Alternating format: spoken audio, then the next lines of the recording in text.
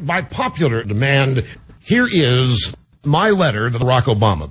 Barack, I think it's time we had a heart-to-heart talk. Let me be the father that you never had, or really never knew, because I think you need some guidance. Time to man up.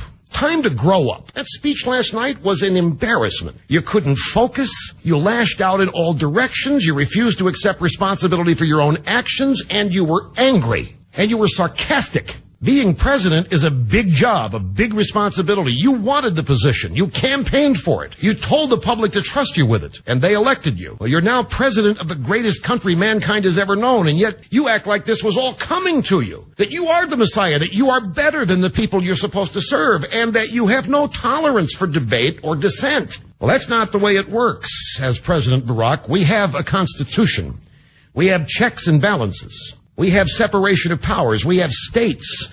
Most of all, we have the people. You do not get to impose your programs and policies on the nation and the people without their consent. This is a representative republic, Barack. It is not a banana republic. And let me remind you, Karl Marx and Saul Alinsky are not our founding fathers. This is a nation built on individuality, liberty, free markets, and faith. Yet you demand fidelity to a different belief system, a system that crushes individual initiative and free will. And we see it every day. A president does not berate Supreme Court justices who are guests of the Congress and who have no ability to respond to your attacks. The thuggish intimidation is the kind of thing dictators do, Barack. I mean, you've made a mess of things. It's time to stop deluding yourself and it's time to stop blaming others. It's time for you once in your life to assume the responsibilities of the office that you sought and have, President of the United States, rather than pretending to be one. You have driven the nation's debt over the edge. It is your responsibility to fix it now. Otherwise,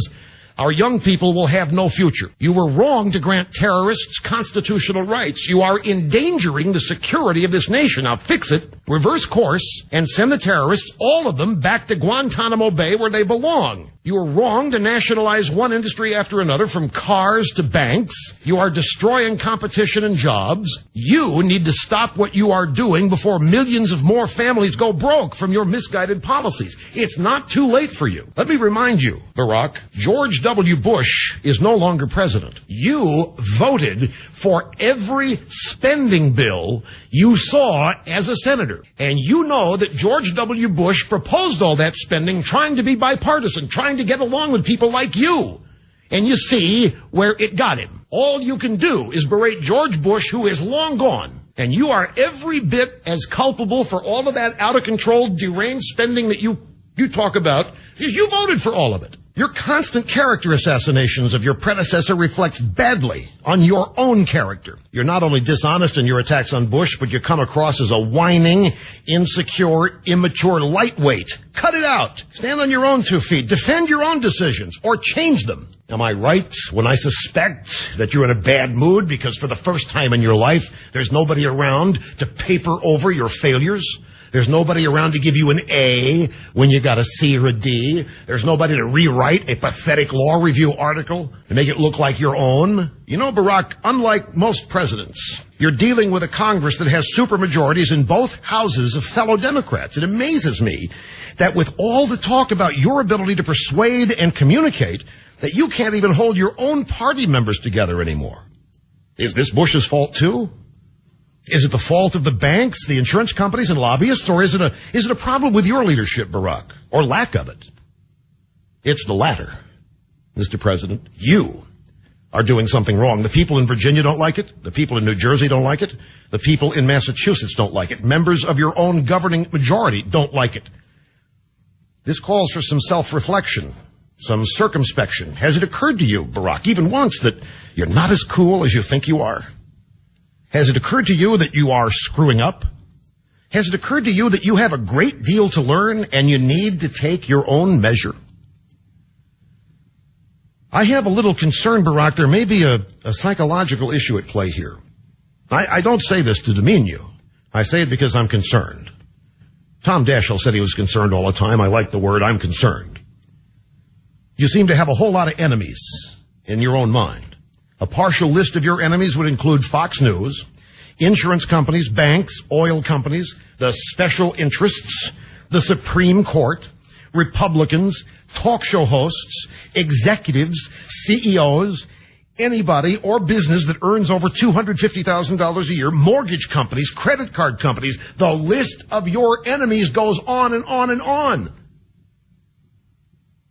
These people are not your enemies, Barack. They are Americans. They are part of this country. They help make the nation work. You have not one tie to the greatness of this country, not one thing you have done to make this country greater. You have contributed nothing to what this country is. You are subtracting from it. You are inflicting harm.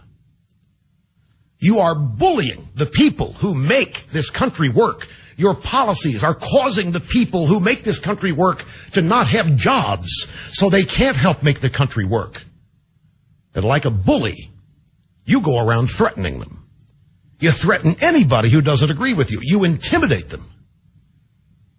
I don't want an attitude of if he loses, I win. You don't want an attitude. You don't get to say who has an attitude.